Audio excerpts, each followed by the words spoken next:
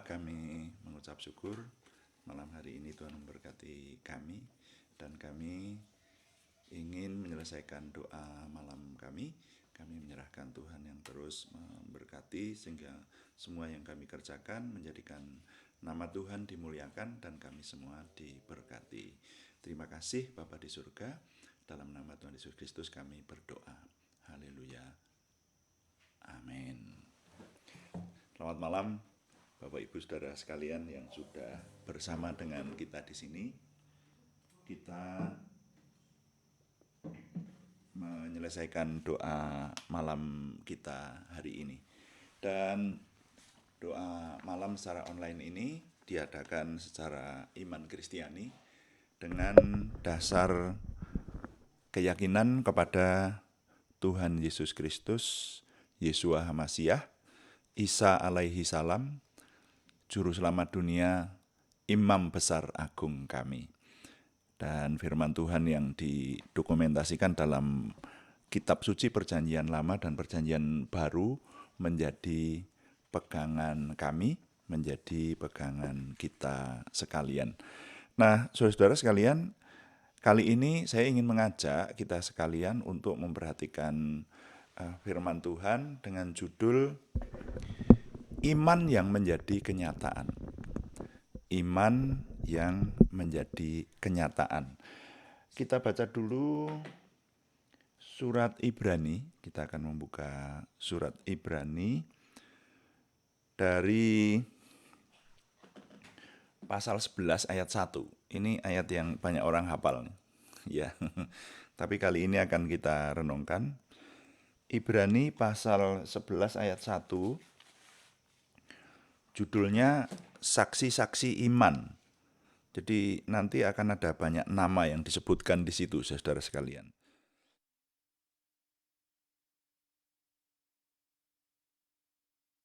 Tetapi perikop ini diawali dengan ayat 1 yang luar biasa bunyinya.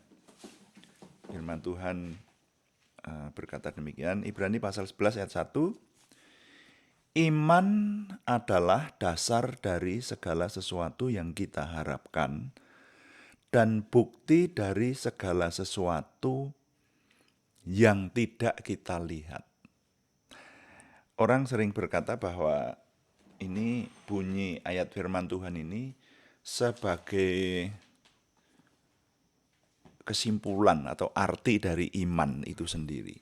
Karena kata iman itu artinya percaya. Jadi kalau dikatakan kita ini sebagai orang beriman, itu kita adalah sebagai orang-orang percaya. Ya, percaya kepada Tuhan.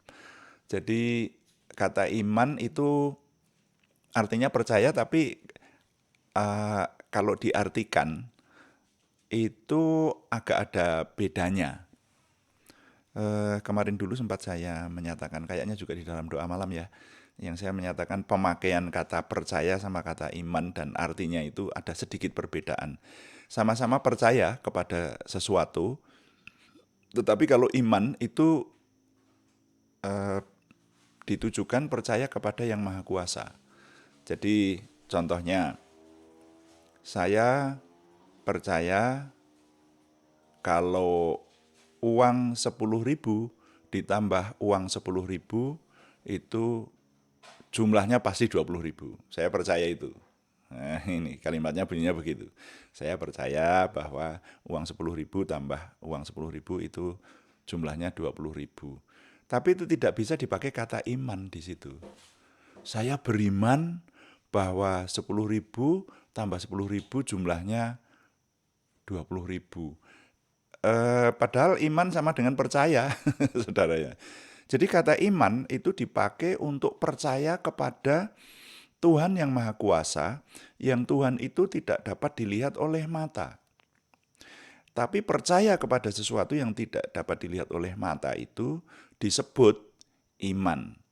Nah, sekarang saudara, di sini tadi dinyatakan bahwa iman atau percaya kepada sesuatu yang tidak tampak oleh mata itu adalah dasar dari segala sesuatu yang kita harapkan dan bukti dari segala sesuatu yang tidak kita lihat. Ini artinya apa? Mari kita terapkan. Saudara dan saya percaya bahwa Tuhan itu ada. Walaupun tidak kelihatan oleh mata kita. Karena pertanyaannya, memangnya yang tidak kelihatan oleh mata itu pasti tidak ada? Ayo, apakah sesuatu yang ada itu pasti hanya sesuatu yang dapat dilihat oleh mata saja? Sepertinya dulu saya pernah juga mengadakan satu pembuktian itu ya. Tapi sekarang saya ceritakan aja. Contohnya, angin. Anda bisa melihat angin? Anda bisa melihat angin kan? Tapi itu ada. Ya, dapat dirasakan seperti itu. Ya, merasakannya pakai apa? Ada yang pakai iman loh saudara. Ya, nanti iman itu bisa berwujud kalau sudah mengejawantah atau sudah menyatakan diri dari apa yang kita percaya itu ternyata ada. Saya memberikan contoh. Wah, ini ngomongnya nggak enak, tetapi ini memang pas untuk contoh, tetapi sesuatu yang sebetulnya tidak layak dibicarakan ya. Katakanlah kita sedang berada di sebuah ruangan, kita katakanlah bersepuluh di ruangan ini, misalnya, sebut aja misalnya. Saya dan tim sekarang ada di sini, katakanlah ini ada hanya beberapa orang, tapi misalnya 10 orang begitu. Lalu satu orang, maaf ini untuk membicarakan sesuatu yang tidak tampak tetapi ada. Nah itu cara menjelaskan saya begini, ini yang terlintas dalam benak saya begini. Salah seorang berkata begini, maaf agak kasar gitu. Wah, ada yang buang angin. Pertanyaannya, buang angin. Jadi ada angin busuk yang dibuang begitu. Semuanya belum merasakan. Tapi kan orang percaya waktu itu. Oh, kan tidak kelihatan. Mana? Kok tidak kelihatan dibuang begitu? Tapi ada. Nah, ketika itu sudah menyebar, menjadi sebuah bukti. Kemudian yang jauh di sebelah sana juga, waduh, iya nih, ada yang buang angin. Jadi iman itu analoginya semacam itu. Ada sesuatu yang tidak tampak, tetapi ada. Saya tadi ingin menggarisbawahi, memangnya yang tidak tampak itu tidak ada. Belum tentu. Ada banyak benda-benda penentu, tetapi yang bahkan tidak tampak. Yang paling gampang dapat saya jelaskan adalah setrum listrik, saudara. Iya toh. Setrum itu kelihatan enggak sih?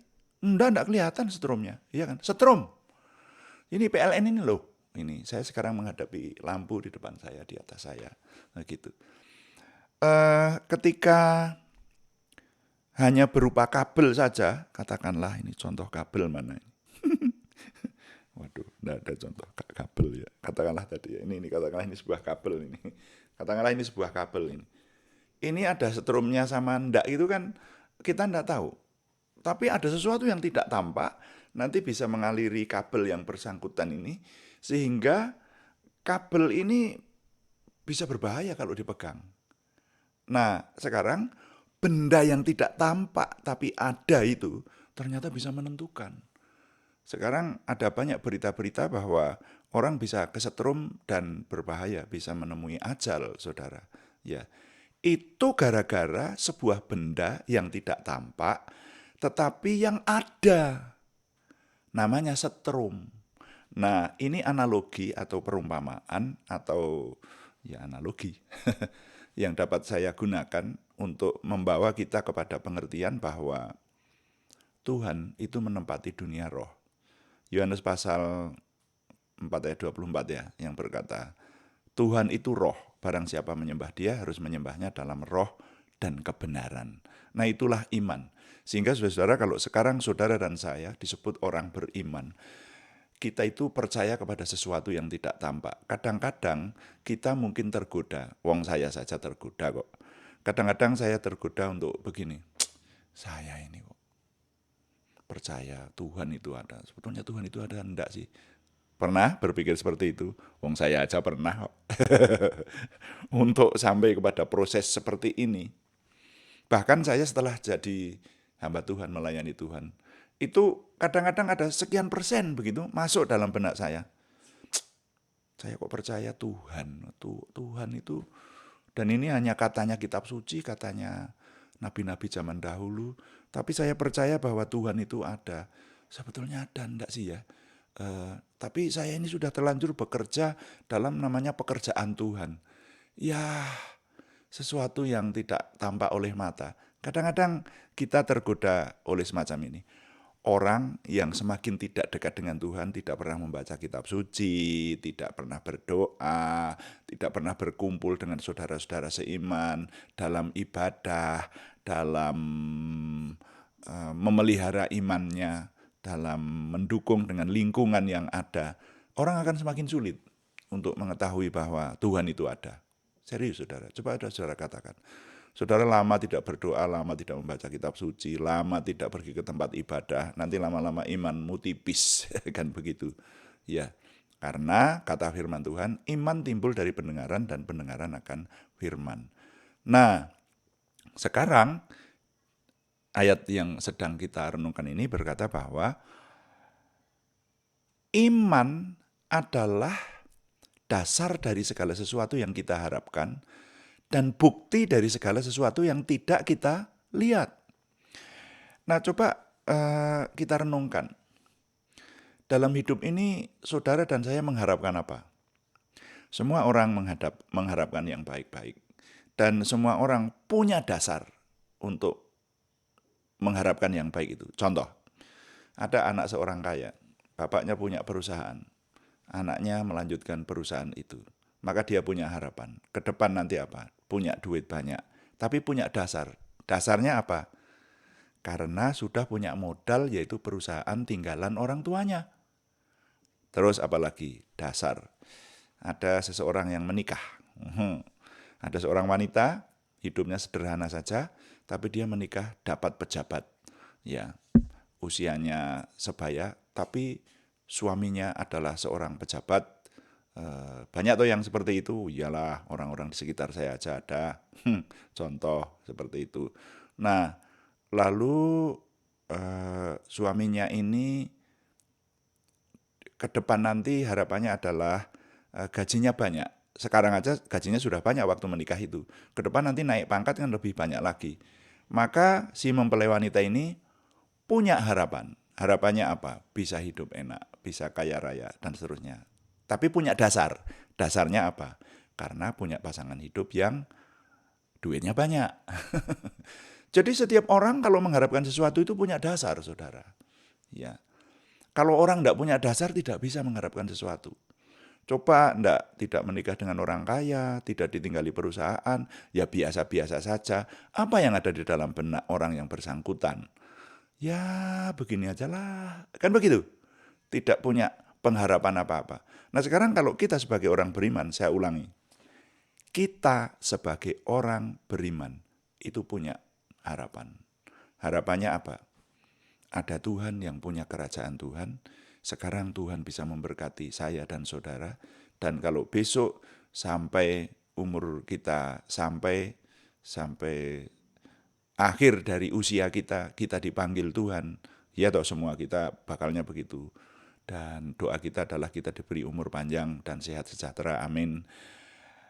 Tapi usia itu ada batasnya. Dan ketika nanti dipanggil Tuhan, maka harapannya besok tidak masuk neraka, tapi masuk surga. Lah dasarnya apa? Nah, sekarang sampai. Dasarnya adalah iman. Jadi apa yang akan kita harapkan itu kalau kita punya iman. Kalau saudara tidak punya iman, saudara nggak akan mendapatkan surga. Kenapa? Tidak punya pengharapan dan tidak punya pegangan dasar kok. Itu loh saudara ya. Nah makanya kalau dikatakan iman adalah dasar dari segala sesuatu yang kita harapkan.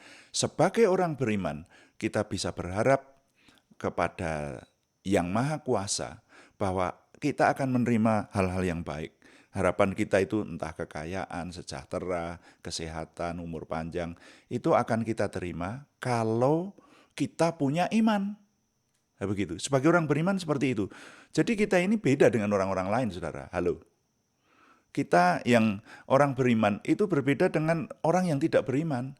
Kalau orang yang tidak beriman, tidak percaya kepada Tuhan, orang komunis misalnya, atau bahkan orang Indonesia yang tidak komunis saja, Indonesia dilarang orang menjadi komunis, tapi kemungkinan ada orang yang melakukan keyakinannya, KTP-nya ditulis agama, tapi dia sebetulnya tidak beragama, tidak punya iman, seperti itu. Banyak, saya tahu ini. Lu ya, saya tahu saudara ya, ada orang-orang yang semacam ini. Buktinya ada banyak orang yang hidupnya sembarangan. Tidak memiliki dasar hidup yang kuat untuk hidup lebih baik dan seterusnya. Nah, orang kalau tidak punya iman, dia tidak akan mendapatkan surga, tidak akan mendapatkan berkat dari Tuhan. Karena apa? Tidak punya dasar kok.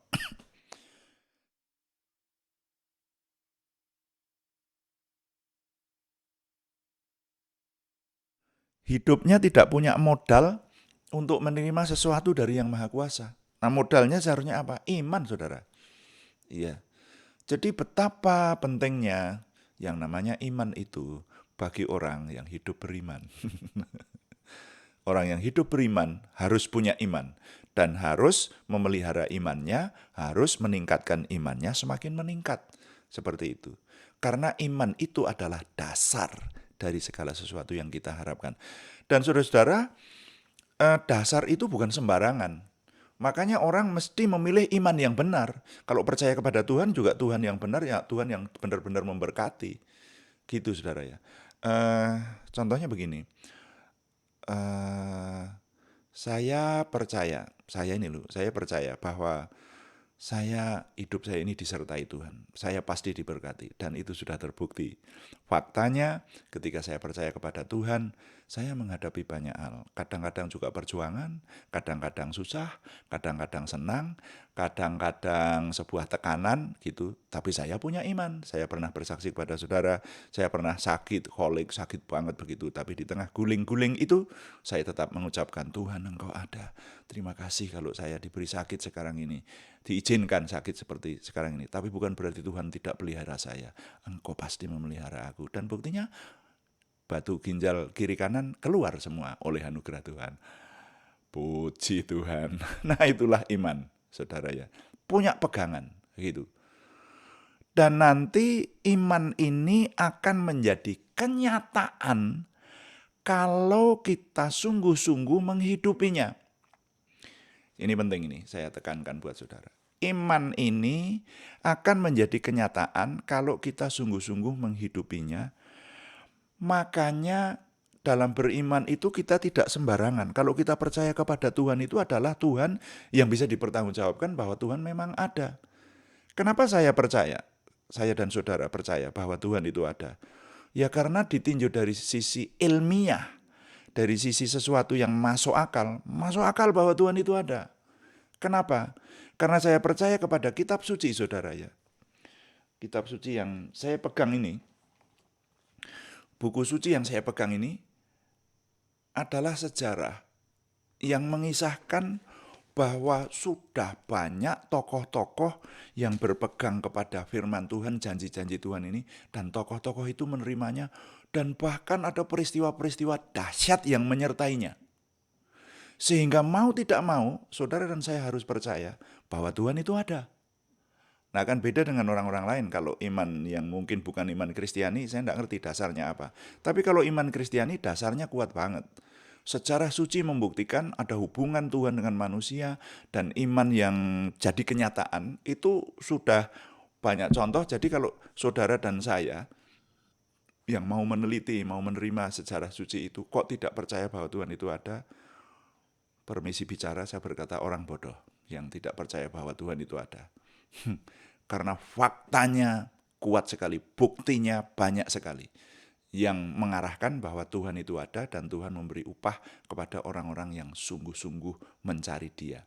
Nah, nanti ini hubungannya dengan Ibrani pasal 11 tadi, ayat 6. Itu saudara ya. Nah ini, karena kalau boleh saya katakan, nah ini sebagai bagian yang terakhir untuk kita renungkan, saudara-saudara sekalian. Ibrani pasal 11 ayat 6 ini, ayat pertama mengatakan iman adalah dasar dari segala sesuatu yang kita harapkan, tapi harap dipahami di situ, dan bukti dari segala sesuatu yang tidak kita lihat. Saudara, dan di sini ini firman Tuhan ini menyejarahkan mulai dari ayat 1 sampai ayat yang ke-40. Di sini disebutkan ada 15 nama. Yang 15 nama itu nanti mengarahkan kita untuk percaya bahwa Tuhan itu ada dan Tuhan memelihara kita. Nah, coba saya ajak secara sepintas. Wah, ini renungan firman Tuhan ini kalau saya meneruskannya bisa berjam-jam ini, saudara. Tapi saya akan persingkat aja ya. Ibrani pasal 11 ayat 1 menyatakan iman itu adalah dasar dari segala sesuatu yang kita harapkan dan bukti dari segala sesuatu yang kita lihat. Tapi ayat 6 itu berkata begini, tetapi tanpa iman tidak mungkin orang berkenan kepada Allah. Sebab barang siapa berpaling kepada Allah, ia harus percaya bahwa Allah ada dan bahwa Allah memberi upah kepada orang yang sungguh-sungguh mencari Dia. Garis bawahi di sini. Kalau orang tidak sungguh-sungguh mencari Tuhan, tidak mungkin diberi upah oleh Tuhan, tidak akan melihat hasil dari imannya. Tetapi saudara membaca mulai dari ayat 4 sampai dengan ayat 33. Di situ disebutkan, saya hitung setidaknya ada 15 nama yang membuktikan kepada kita bahwa iman mereka jadi kenyataan. Iman mereka menetas, saudara. Dan kita yang hidup di zaman perjanjian baru, kita yang sekarang hidup ini tinggal meneladani mereka supaya terjadi kepada kita. Coba di ayat 4 disebutkan Habel. Habel adiknya Kain itu loh, anaknya Adam, memiliki iman. Nanti saudara baca di situ deh kasus-kasus yang menyertainya itu ya, sejarah yang menyertai tokoh-tokoh ini. Nanti di ayat 5 disebutkan Henoh.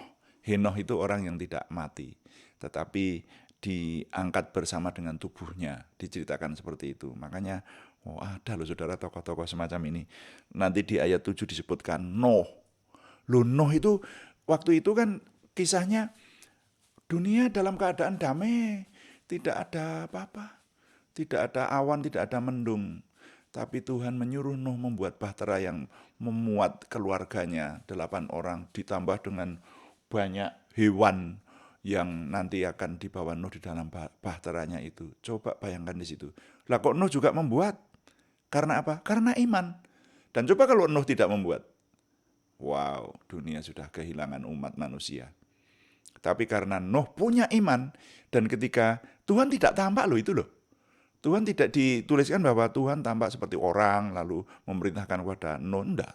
Hanya dikatakan Tuhan berfirman Nuh supaya membuat bahtera, dan Nuh membuat bahtera. Dan sejarahnya ketika bumi dilenyapkan oleh Tuhan dengan air bah, itu seluruh bumi, maka masih ada umat manusia, yaitu Nuh dan keluarganya yang menurunkan sampai kita sekarang. Nuh. Wah, nanti siapa lagi? Di sini disebutkan ayat yang ke-8 itu ada disebutkan Abraham. Abraham banyak sekali bisa disebutkan peristiwa yang menyertainya sehingga dia memiliki iman sedemikian rupa dan Tuhan menurunkan Mesias oleh keturunan Abraham. Nanti di ayat 20 disebutkan Ishak. Di ayat yang ke-21 disebutkan Yakub. Nanti di ayat 22 disebutkan Yusuf. Nah, ini Yusuf ini personel ke-7, pribadi ke-7 yang disebutkan dalam perikop ini. Dan mari saya ajak saudara merenungkan soal Yusuf saja. Saudara nanti baca di kitab Kejadian. Saudara yang mengikuti renungan pagi yang kami selenggarakan, kita sudah meneliti sejarahnya Yusuf. Masih ingat ya yang ikut doa pagi bahwa Yusuf itu pernah berkata, waktu Yusuf masih hidup, ayahnya yang namanya Yakub itu memboyong keluarganya, jumlahnya 70 orang, ke negara Mesir.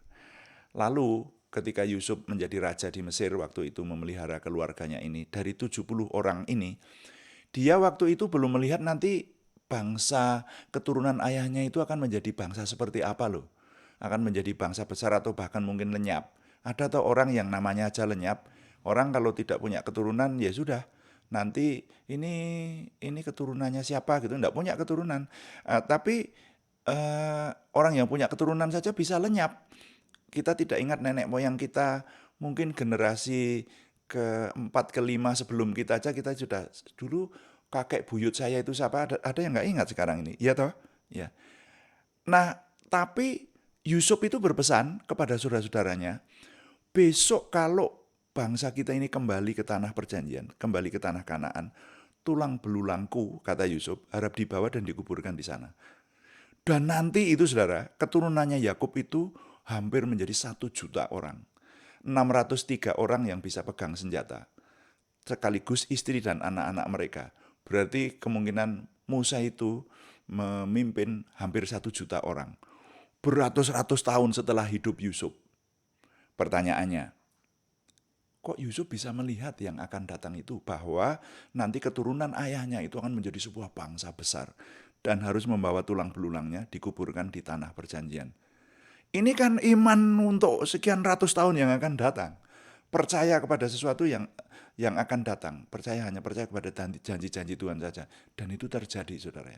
Beratus-ratus tahun kemudian, umat pilihan Tuhan itu, keturunan Yakub, pulang dari Mesir ke tanah Kanaan dengan membawa tulang belulang Yusuf.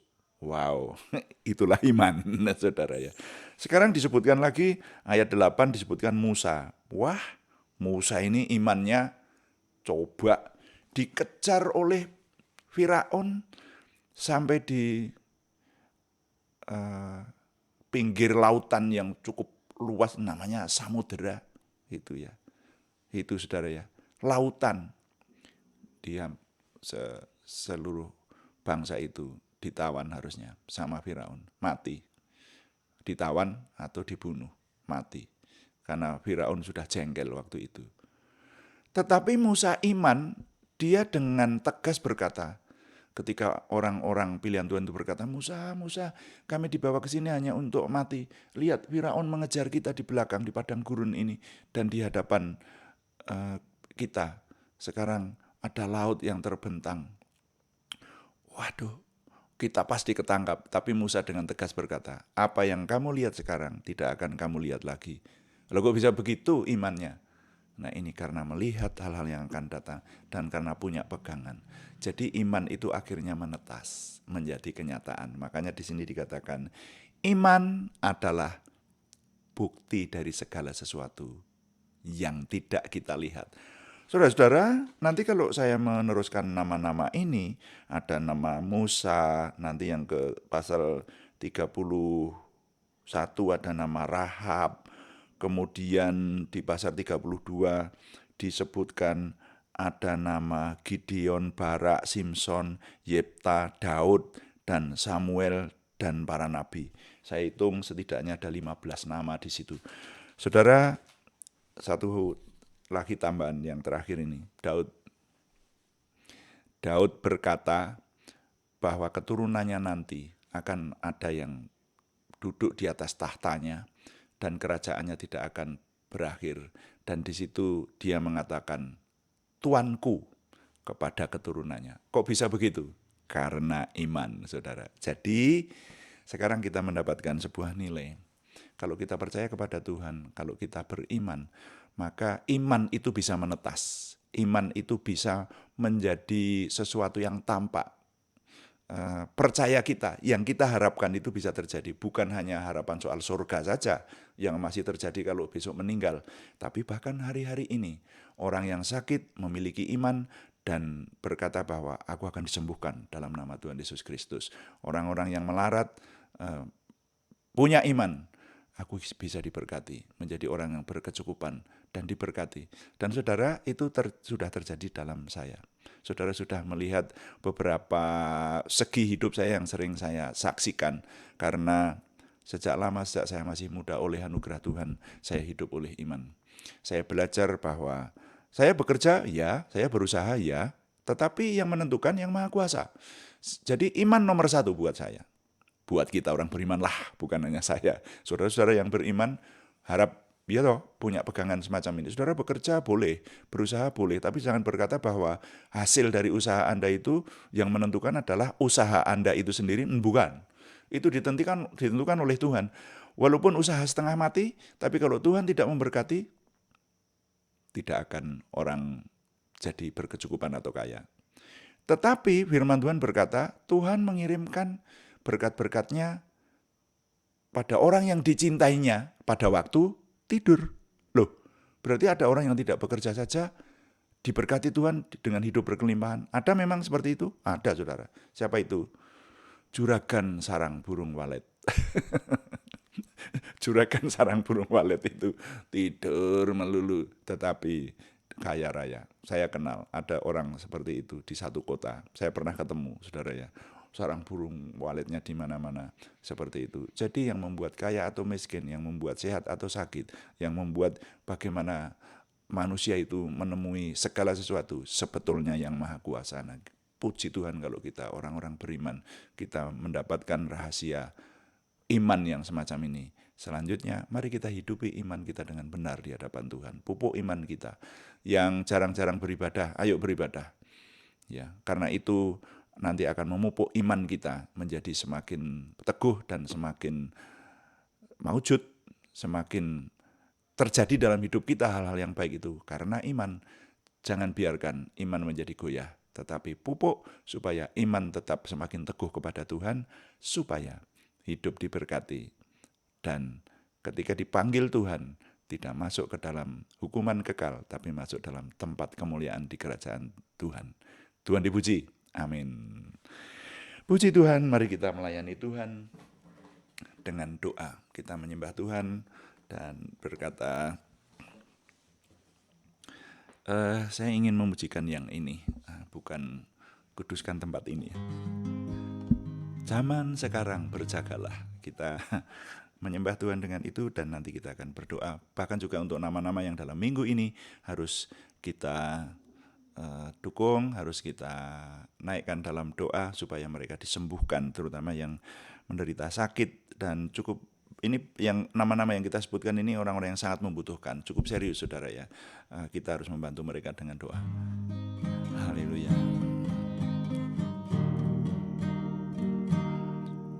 Zaman sekarang berjagalah, lihat dunia bergelora, kedengaran sini sana, banyak kabar menggemparkan. Berlindunglah dalam sabda Bapa.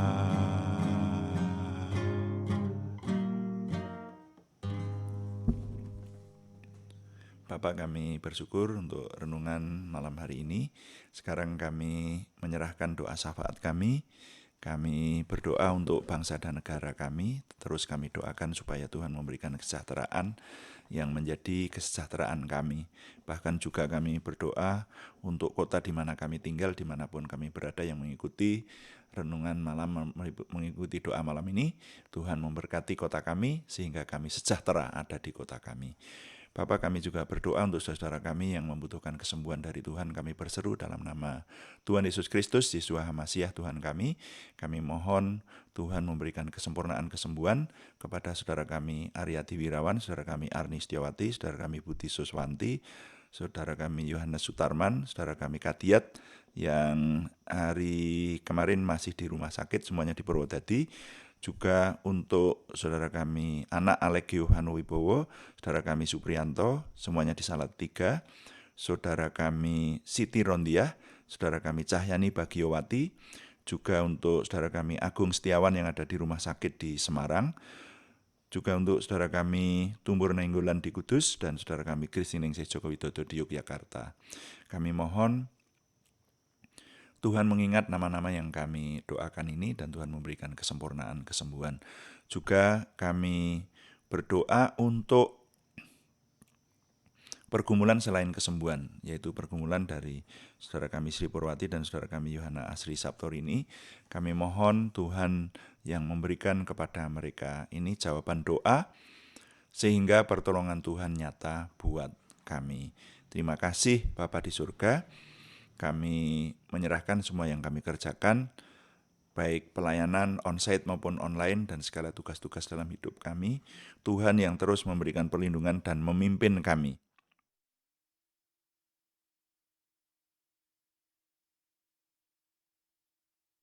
Sehingga semuanya mengarah kepada keberhasilan, kesempurnaan Tuhan sendiri. Dan kami mengucap syukur setiap hari Tuhan memberikan kepada kami kemampuan untuk kami semakin merasakan kehadiran Tuhan, semakin merasakan pengenalan akan Tuhan, percaya diri bersama Tuhan, optimisme, antusiasme untuk semangat dan bergairah menyambut masa depan kami untuk menang bersama dengan Tuhan. Terima kasih Bapa, kami mohon Tuhan yang menyempurnakan doa kami oleh pertolongan dan pimpinan Roh Kudus, karena semuanya kami persembahkan dengan mantap percaya dalam nama Tuhan Yesus Kristus Juru Selamat kami. Haleluya. Amin. Bapak Ibu, demikian doa malam hari ini. Dan kami tetap mengingatkan kembali bahwa doa malam ini diadakan setiap hari, Senin sampai dengan Sabtu, setiap jam 6 atau jam 18 waktu Indonesia Barat. Kami juga ada doa pagi setiap jam 5 pagi, saudara ya. Kami mengundang saudara untuk mendukung, mengikutinya. Dan terima kasih yang sudah banyak memberikan dukungan berupa apapun juga.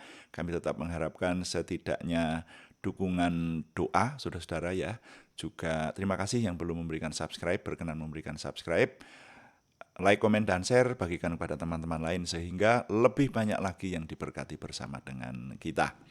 Selamat malam, Tuhan memberkati. Amin.